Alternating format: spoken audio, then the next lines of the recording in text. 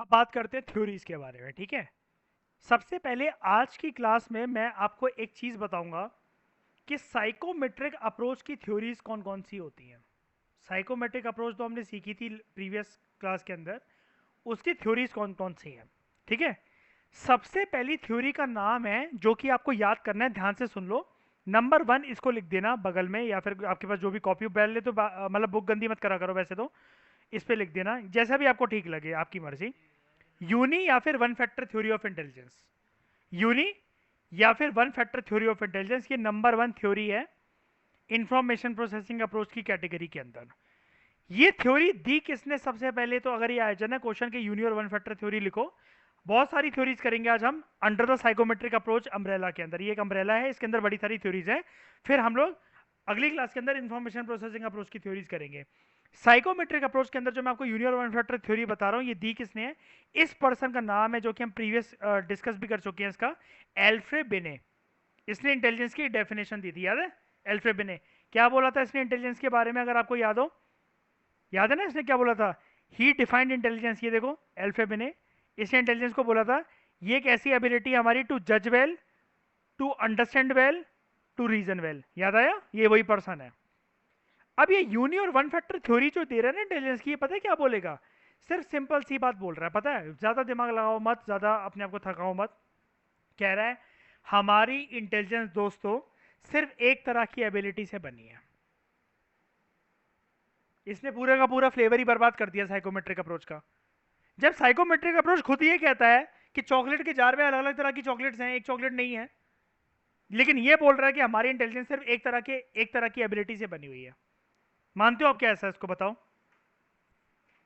नहीं ना? तो आप देखो बोलेगा क्या, पहले इसका पूरा कंसेप्ट एक बार ही डिस्कस कर लेते हैं। देखो, एल्फ्रे बिने एक ऐसा पहला साइकोलॉजिस्ट था जिसने इस चीज को समझने की कोशिश करी कि इंटेलिजेंस का कंसेप्ट वर्क कैसे करता है, और इंटेलिजेंस के कंसेप्ट को उसने समझा मेंटल ऑपरेशंस की टर्म्स में। मेंटल ऑपरेशंस का मतलब कुछ नहीं होता, परेशान मत होना इस टर्म में कभी भी, कि आपका दिमाग कैसे चलता है ना किसी भी सिचुएशन के अंदर।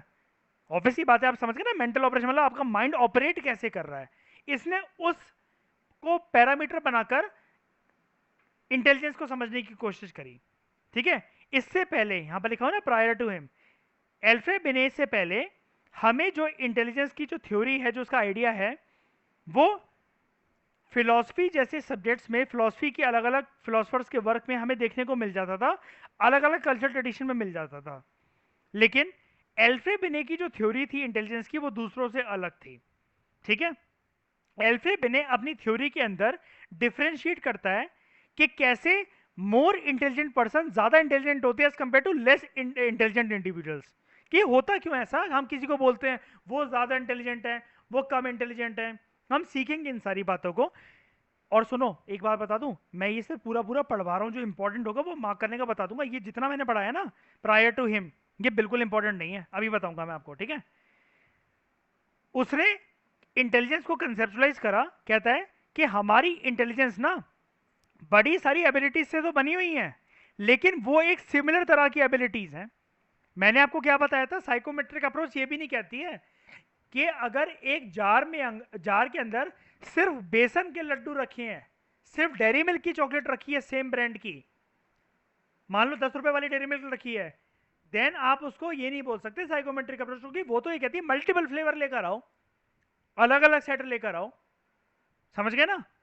डिफरेंट तरीके के बेसन के लड्डू भाई, चॉकलेट के लड्डू, ठीक है, बूंदी के लड्डू, ये सारी चीजें होनी चाहिए उसके अंदर, अलग अलग तरह की चॉकलेट्स होनी चाहिए, तब जाके फ्लेवर बनेगा उसका, तब जाके वो जार कलरफुल बनेगा। ठीक है, तो वो कह रहा है कि एल्फेबे ने कहता था कि हमारी इंटेलिजेंस ना एक सिमिलर सेट ऑफ एबिलिटी से बनी हुई है, जिसको हम लोग यूज कर सकते हैं अपनी जिंदगी के अंदर किसी भी तरह की, कोई भी और किसी भी तरह की एनी और एवरी प्रॉब्लम को सॉल्व करने के लिए, जो कि हमें आसपास हमें एनवायरनमेंट के अंदर तंग करती है। और एनवायरनमेंट का मतलब याद है ना आपको साइकोलॉजी के अंदर, सोशियो कल्चरल एनवायरनमेंट।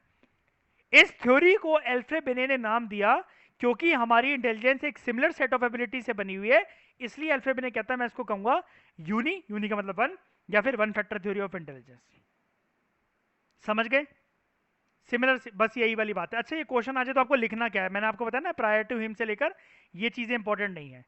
ये चीज़ इंपॉर्टेंट नहीं है, आपको बस इतना लिखना है, according to Alfred Binet our intelligence is made up of one single set of abilities which he called as uni or one factor theory, and according to Alfred Binet these similar set of abilities can be used for solving any or every problem in an individual's life and his or her environment. खत्म, खत्म, बस इतना ही explanation देनी है आपको।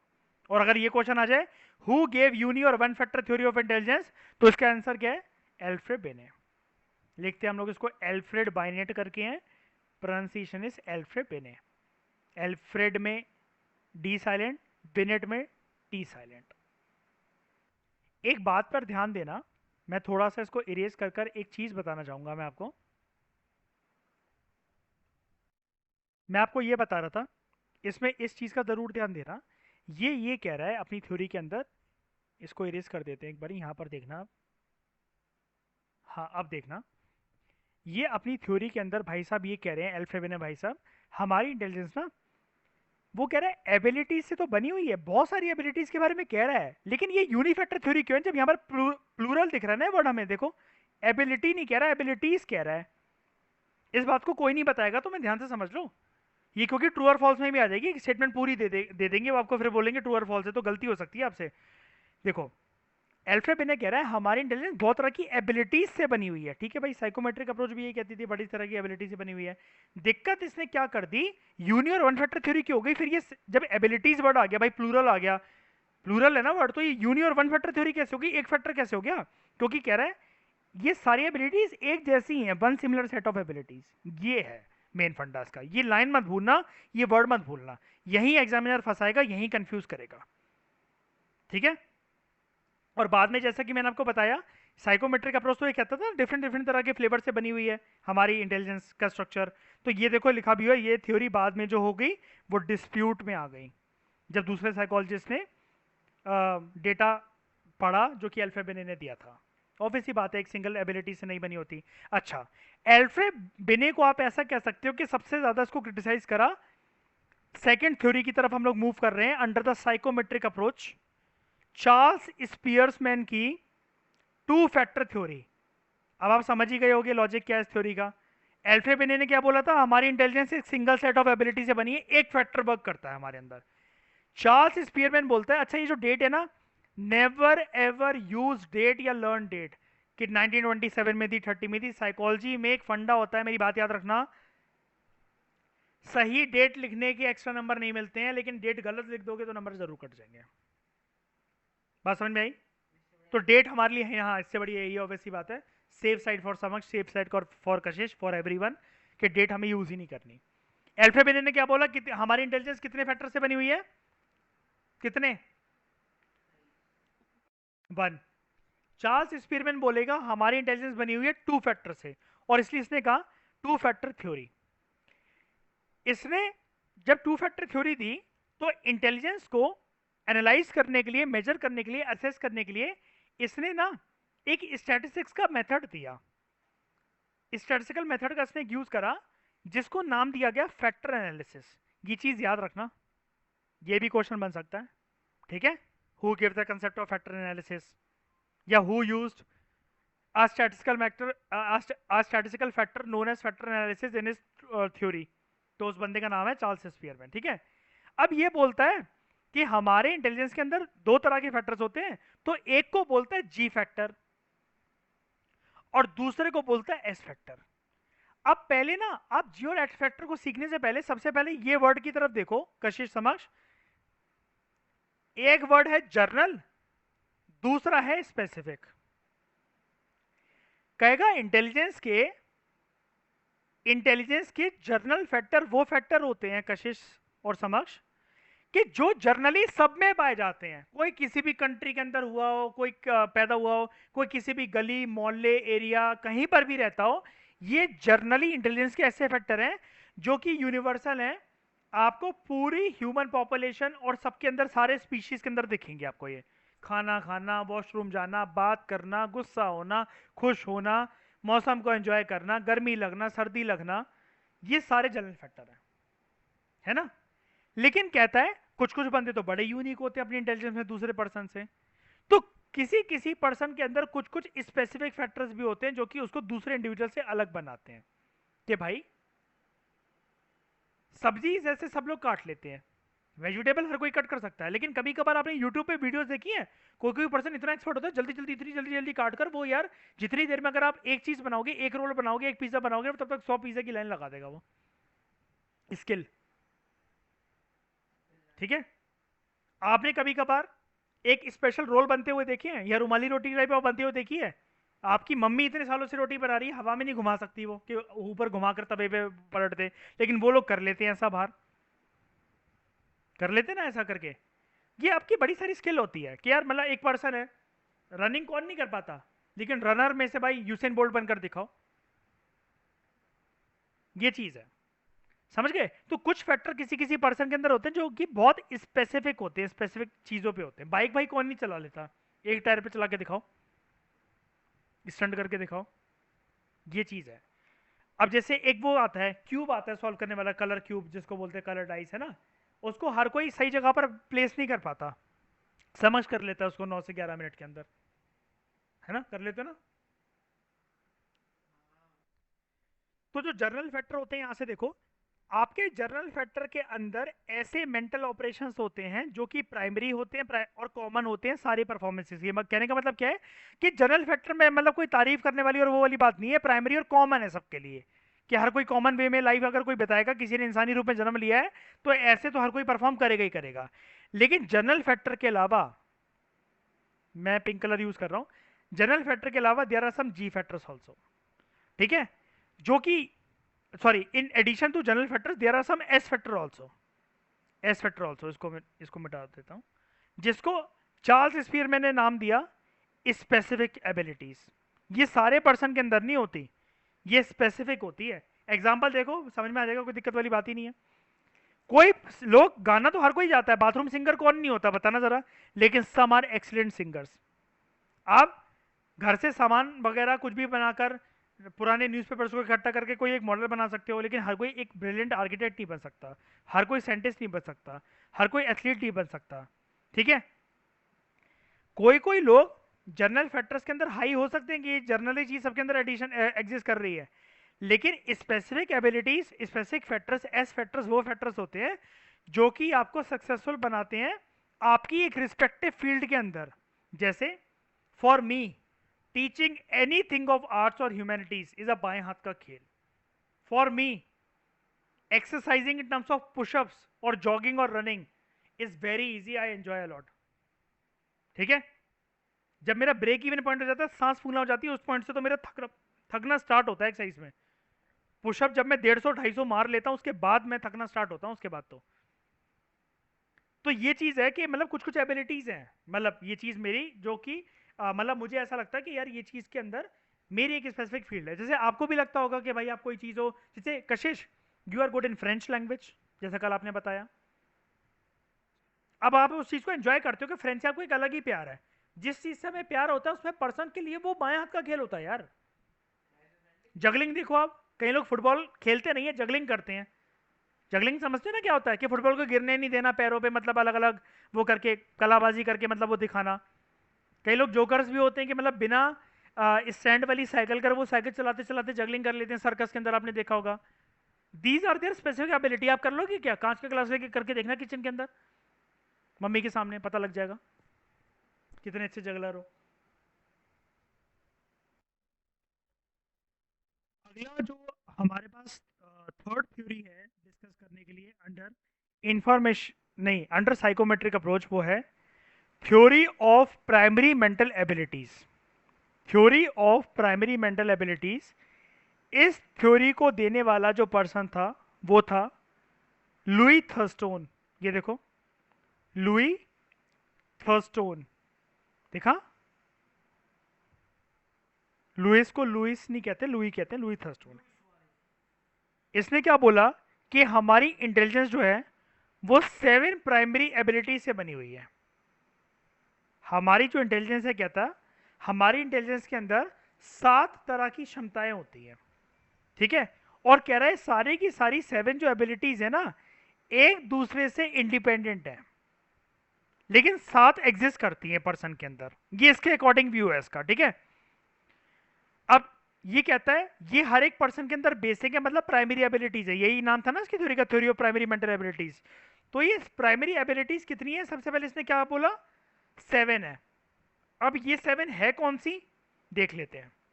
कहता है सबसे पहले एग्जिस्ट करती है पर्सन के अंदर वर्बल कॉम्प्रीहेंशन। वर्बल कॉम्प्रीहेंशन का ये मतलब होता है पर्सन कितनी जल्दी किसी के भी शब्दों को, किसी एक कंसेप्ट को, या किसी भी के भी आइडिया को ग्रेस्प कर सकता है। इसको कहते हैं वर्बल कॉम्प्रीहेंशन की एबिलिटी। ये वाली बात समझ में आ गई, समझ में होती है ना ये सबके अंदर, क्या नहीं होती हमारे अंदर, बताओ। नए नए वर्ड सीखना, कुछ भी सीखना। कशिश आपने फ्रेंच सीखी हुई है, आपने सीखी है फ्रेंच, आपने पढ़ी है कभी फ्रेंच, है कर रखी है ना 10 तक। तो अब यहां पर क्या है कि आपने किसी और लैंग्वेज को सीखा, तो ये वर्बल कॉम्प्रीहेंशन ही तो हुआ। कि जैसे हम बोल रहे हैं अभी हिंदी में, मैं आपको एक्सप्लेन कर रहा हूं कि फ्रेंच लैंग्वेज का यूज करूंगा तो ये वर्ड्स का यूज करूंगा क्या, बिल्कुल नहीं। हाँ देखो, अब समझ कह रहा है कि फ्रेंच बोलोगे मैं समझ जाऊंगा। कोई भी पर्सन फ्रेंच के अंदर बातें कर रहा हो तो आपको समझ में तो आ ही जाएगा इतना, कम से कम। कई लोग जैसे आपने देखा है इंग्लिश वो अच्छी बोल नहीं पाते, they do not have command over English in terms of speaking, लेकिन वो समझ लेते हैं कि दो लोग बातें क्या कर रहे हैं बहुत अच्छे से। ये है वर्बल कॉम्प्रिहेंशन। फिर दूसरा एग्जिस्ट करता है न्यूमेरिकल एबिलिटी। न्यूमेरिकल एबिलिटी का मतलब सिर्फ ये नहीं होता कि आप मैथ्स के सम सॉल्व कर पाओ, आपके अंदर स्पीड कितनी है और एक्यूरेसी कितनी है, न्यूमेरिकल स्किल्स या फिर कंप्यूटर स्किल्स, जिसको कंप्यूटेशनल स्किल्स बोलते हैं, इसको एक्वायर करने के लिए, कि मतलब आप टेक्निकल चीजें कितनी सीख पाते हो।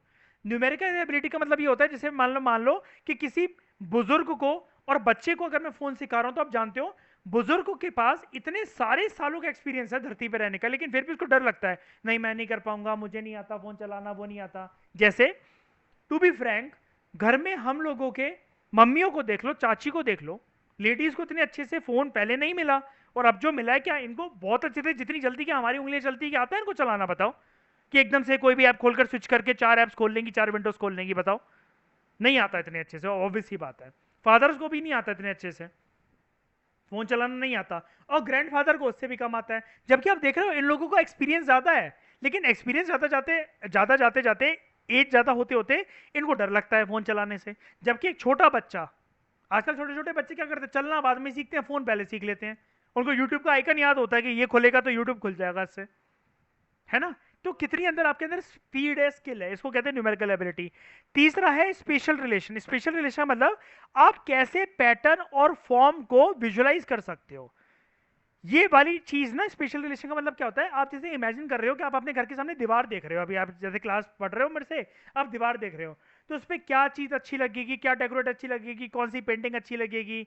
ऐसे ही स्पेशल रिलेशन डॉक्टर्स के पास भी होता है कि जब उनको पेट का ऑपरेशन करना है, तो उनको पता होता है किस जगह पर मुझे, मतलब किस जगह पर, मतलब मुझे स्टिचिंग करनी है, यहाँ से स्टोन बाहर निकालना है, ऑपरेशन कंडक्ट करना है। आर्किटेक्चर के पास भी होते हैं, स्कल्पचर्स के पास भी होते हैं, मूर्ति उनको अगर बनानी है तो कैसे इस मूर्ति का मुझे एक्सप्रेशन मतलब पोर्ट्रे करना है, हाथ कैसे बनाने हैं, पोस्चर कैसे बनाना है। और बताऊं, ये पैटर्न और फॉर्म्स के बारे में बात बताऊं मैं, स्पेशल रिलेशन के बारे में कशिश। ट्रेडिंग करते वक्त कैंडल्स का पैटर्न, स्टॉक मार्केट और क्रिप्टो के अंदर ये पता होना चाहिए ना हमें, जैसे हमने सीखा कि डबल टॉप डबल बॉटम, याद आया, ये भी तो एक पैटर्न है। आंखें उसको इंटरप्रेट कर पा रही हैं, flag flag and pole pattern, ये चीज है। उसके बाद वर्ड फ्लुएंसी। वर्ड फ्लुएंसी का ये मतलब होता है, ये एबिलिटी अगली है। अच्छा, वर्ड फ्लुएंसी से पहले हमें एक चीज भूल गए, परसेप्चुअल स्पीड। परसेप्चुअल स्पीड का ये मतलब होता है, आप अगर आपके सामने बड़ी सारी इंफॉर्मेशन प्रेजेंट कर दी जाए, तो आपके अंदर कितनी स्पीड है उस डिटेल को परसीव करने के लिए। कहने का मतलब ये है, लंबी चौड़ी, एक एग्जांपल देता हूं मैं आपको, एक राशन की लिस्ट दे दूं, ये भी ले आना, वो भी ले आना, ऐसे ले आना, ये ले आना, वो ले आना, उसके अंदर मान लो 18 से 20 आइटम है।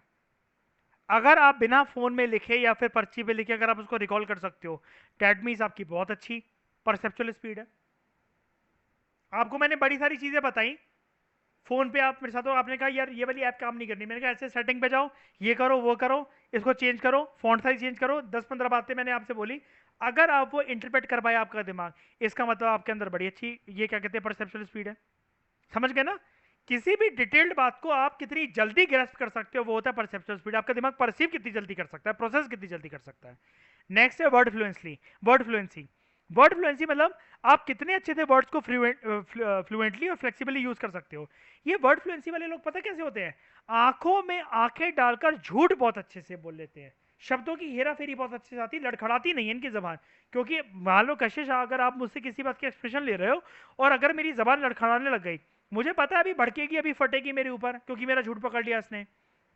लेकिन अगर मैं आर्ग्यूमेंट दे पा रहा हूं, कई लोगों की आपने आदत देखी है, वो क्या करते हैं, बातों को अगर चुप करवाना है जोर जोर की चिल्लाने लगेंगे, क्या भड़क रही है मेरे ऊपर, तेरे को कुछ समझ में नहीं आ रहा क्या, तेरे को कब से समझा रहा हूं मैं, तो आपको लगेगा शायद से मेरी ही गलती है और मैं उसके ऊपर ज्यादा बोल पड़ी।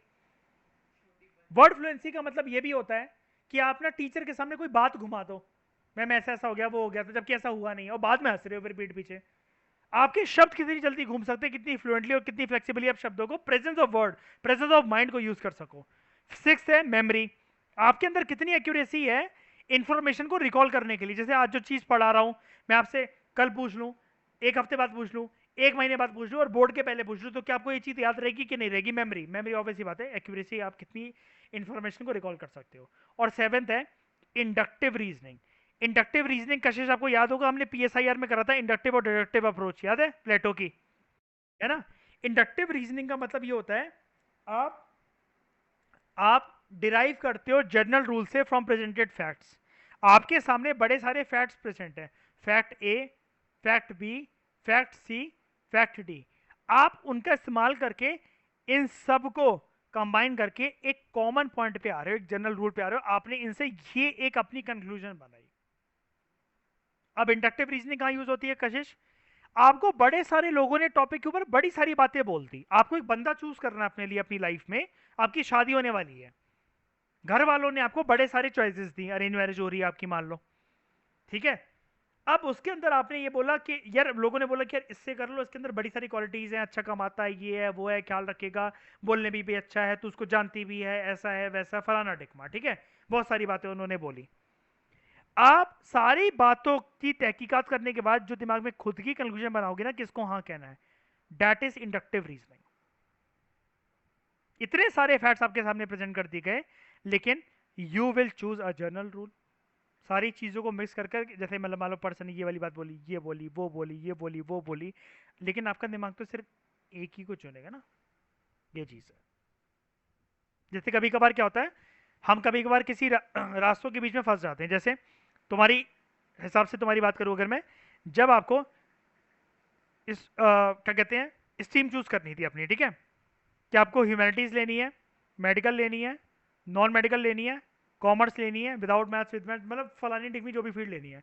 बड़े सारे दोस्त आपके हो सकता है, आपके लोग, आपकी गर्लफ्रेंड, आपके बॉयफ्रेंड वहां पर शिफ्ट कर रहे हो इन स्ट्रीम के अंदर, है ना। जैसे समझ के बोले यार वो लड़की बहुत पसंद थी यार, उसने यार नॉन मेड ले ली, लेकिन यार मैं नॉन मेड कैसे करता, है ना।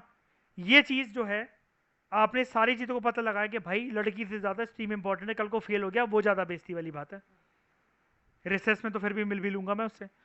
ये है इंडक्टिव रीजनिंग। जब सारी चीज़ों, मैं नॉर्मल जनरल बातें ऐसे कर रहा हूँ क्योंकि यार ये जो एग्जांपल मैं दे रहा हूँ ना, यार डेली लाइफ में साइकोलॉजी इन्हीं सब चीज़ों में काम आती है यार। और जिसको बुरा लगना है मैं तो बोलता हूँ आप लेक्चर छोड़ के जा सकते हो, कोई टेंशन वाली बात नहीं, अपना मुंह काला करो और चले जाओ यहाँ से। और गुस्सा करके कि ये सोचो कि मैं फालतू के एग्जाम्पल दे रहा हूँ, टाइम वेस्ट करा रहा हूँ, तो जाओगे कहाँ, जहाँ से अच्छा लगे वहाँ से कर लो, जाके फ्री में दे लो, खर्च कर लो पैसे, मर जाओ जाके, बाहर में चले जाओ। तो ये चीज़ है, समझ में आई कशिश कि ये लुई थर्स्टन क्या बोल रहा है, बताओ, ठीक है। बाकी की बातें करते हैं नेक्स्ट लेक्चर के अंदर। Thank you very much.